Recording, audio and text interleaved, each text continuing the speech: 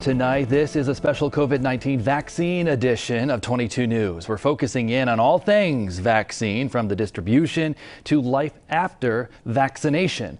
So joining me now is State Senator Eric Lesser. And Senator Lesser, I want to thank you for coming on the program here tonight. And you know, you've been one of the more vocal critics of the state's vaccine rollout. We do want to add here tonight that we did invite someone from the Baker administration to take part in tonight's broadcast, but they did not provide a guest for us. So phase two has been pretty rocky, including today with the website crashing. In fact, we've gotten viewer complaints all day long about the online system. Other viewers said that they couldn't get through to the call center, which you've been advocating for. What are your thoughts on the appointment process? You know, what's working, what's not working, what still needs to change here? Well, Don, thanks for having me so much. And I really want to thank Dr. Kerouac and Dr. Roos and Mayor Sarno for their leadership, their steady community-oriented leadership throughout what's been a very hard year on a lot of levels for people. Just simply put, what happened today is completely unacceptable, Don. We are now more than 2 months into the first vaccine doses arriving in our state. Massachusetts is the envy of the world when it comes to healthcare, when it comes to technology. Our doctors, our hospitals, our first responders, our community health centers are doing their part when they get the vaccine, but it doesn't do much good if people can't access the appointments.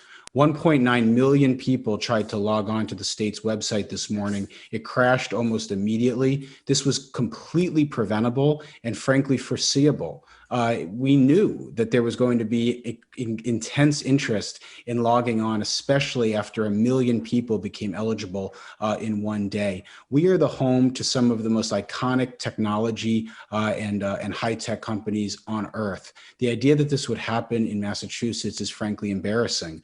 But what we need to focus on now is fixing it so that people can easily access the website and easily access the call center. I filed emergency legislation to do both. We need to make this as seamless and streamlined as possible so that doctors and the medical providers can focus on getting the shots into people's arms.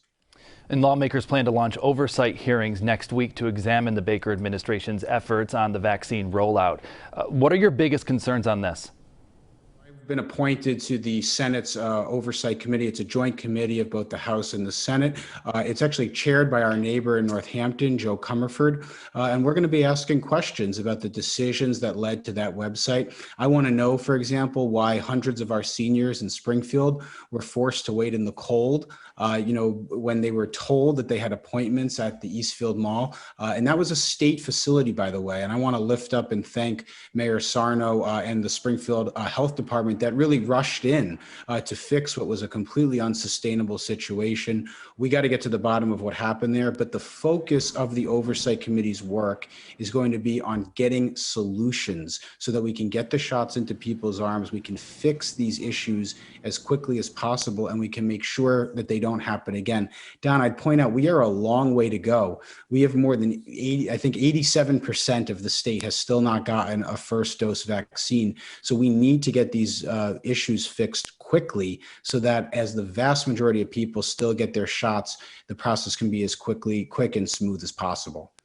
All right, Senator Lesser, we still have much more to discuss, including the problems at Western Massachusetts Seoul mass vaccination site.